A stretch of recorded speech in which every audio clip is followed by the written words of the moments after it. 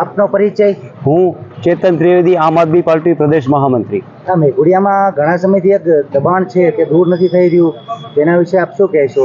આજે મેઘવાડિયા ગામના રહેવાસીઓ વારંવાર મામલતદાર કચેરીમાં ધરમ ધક્કા ખાય છે, વારંવાર અરજીઓ કરેલી છે। લગભગ તેમના કહેવા પ્રમાણે 10-15 વખત તો તેમને લેખિતમાં રજૂઆતો કરી છે, છતાં કોઈ પણ પ્રકારનું જે ન્યાયિક પરિણામ મામલતદાર શ્રી ગઢડા તરફથી મળવું જોઈએ તેવું મળતું નથી। ને આજરોજ તમામ લોકો ગામોની તમામ સહીઓ સાથે આજે ગામના તમામ વ્યક્તિઓ આવેલા છે અને મામલતદાર કચેરીમાં અગાઉ 12/7/2023ના રોજ નિવાસી અધિક કલેક્ટર દ્વારા જે હુકમ થયેલો છે, જે અનુસંધાને 2023ના અનુસંધાને પણ આજ દિવસ સુધી કોઈ પણ પ્રકારની તપાસ થઈ નથી।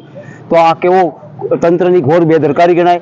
ગઢડા મામલતદાર ઓફિસના જવાબદાર અધિકારીઓની તે પણ આપણી સમક્ષ નજરે છે અને આજે મામલતદારશ્રીને રૂબરૂમાં મળીને આ લોકોએ રજૂઆત આપી છે। તો અગાઉ આ લોકોએ 21/6/2024ના રોજ પણ રજૂઆત લેખિતમાં આપેલી છે, જે રજૂઆત અનુસંધાને આજે રૂબરૂ મામલતદાર શ્રી ગઢડા એવી વાત કરે છે કે આવો લેટર મને મળ્યો નથી। તો શું આ કચેરીમાં એક ઇન્વર્ટ થયેલો પત્ર પણ મામલતદાર સુધી પહોંચતો નથી તેવો ઘોર અંધેર વહીવટ ચાલી રહ્યો છે? તે પણ એક શંકાનો વિષય ઉપજાવે તેવી વાત છે। તો આ બાબતે તાત્કાલિક ધોરણે યોગ્ય પગલાં ભરવામાં આવે, અન્યથા ગામના તમામ વાસીઓ સાથે આમ આદમી પાર્ટી તેમની સાથે રહી અને આક્રમક આંદોલન કરવાનું આવશે। તો તેમની સાથે છે અને કાયમ માટે આવા લોકોના પ્રશ્નો માટે આમ આદમી પાર્ટી તેમની કાયમ સાથે રહેશે।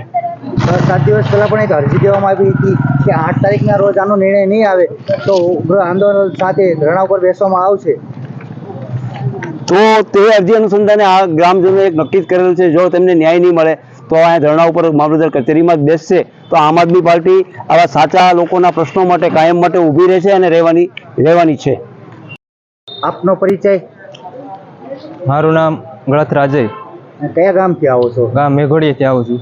અને શું તમારો પ્રશ્ન છે? અમારા ગામમાં ગેરકાયદેસર દબાણ થયું છે, 232 ખાતા સર્વે નંબર છે, મને મકાન બધા સણી નાખ્યા છે બિનકાયદેસર। એની અરજી અમે લેન્ડ ગવર્મેન્ટની અરજી કરેલી છે, 1.5 વર્ષ થયું એનું। તો હજી એનો હુકમ આવી ગયો તો 15 દિવસમાં કાઢવાનો, તો એનો હુકમ પ્રમાણે એવડે ખાલી નથી કરાવ્યો। તો અમે 5 અરજી બીજી કરી છે, તો એનો કોઈ જવાબ નથી આપતો અમને। તો આના તમે કોઈ આગળ કાર્યવાહી કરી છે? ઘણી કાર્યવાહી કરી, કોઈ જવાબ નથી આપતો અમને કોઈ કર્મચારી। થોડાક દિવસ પહેલા કઈ રજૂઆત કરવામાં આવી હતી?